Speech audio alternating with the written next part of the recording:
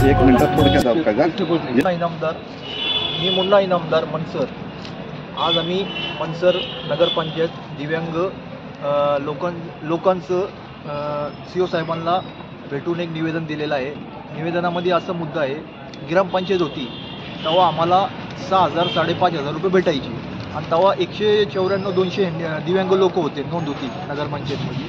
आणि आज नगरपंचायत आम्हाला फक्त 4,000 रुपये देते वर्षाला. आणि 4,000 रुपये देत असताना दिव्यांग लोक पण त्याच्यामध्ये कमी झालेली. पूर्वी 194 होते, आज 151 आहे.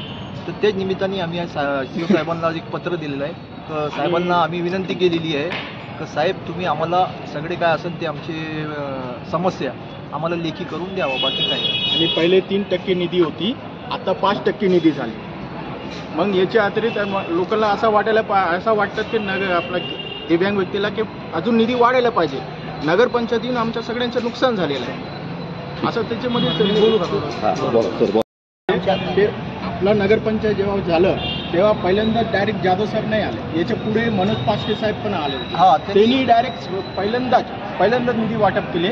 त्यांनी पण ते नियमाने अनुसारच केले असेल की काय केले असेल ते मला माहीत नाही, परंतु त्यांनी 6,000 रुपये मध्ये दिलं. आता हे साहेब आल्यानंतर डायरेक्ट 4,000 रुपये मागच्या वेळी सगळ्यांचं झालं. ते हेच आम्हाला सगळ्यांची नाराजगी आहे की हे वाढायला पाहिजे अमाऊंट.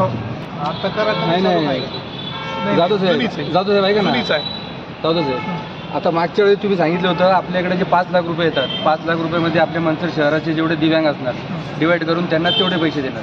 म्हणजे तुम्ही फक्त 5 लाख रुपयाची अमाऊंट आम्हाला सांगितली, पण नियम काय 5% निधी येते आपल्याला. ते म्हणजे एकूण उत्पन्नाच्या 5% निधी आपल्याला भेटणार की आपलं जे उत्पन्न आपल्याला कर आकारणीमधून जो काही आपल्याला कर एकत्रित गोळा होतो त्यामधून आपला जो काही बांधील खर्च आहे, आस्थापनाचा खर्च आहे, बाकीचे जे काही खर्च असतो काही बांधील खर्च म्हणतात त्याला, ते वगळल्याच्या नंतर हे आम्हाला 5% निधीमध्ये आम्हाला बसवा. तुमच्या 5 लाख रुपयामध्ये आम्हाला बसू नका त्याची. म्हणजे आमची विनंती फक्त तुम्हाला मोजून 5% काढल्याच्या नंतर जो आकडा निघेल तो आकडा दरवर्षी वेगवेगळा असेल.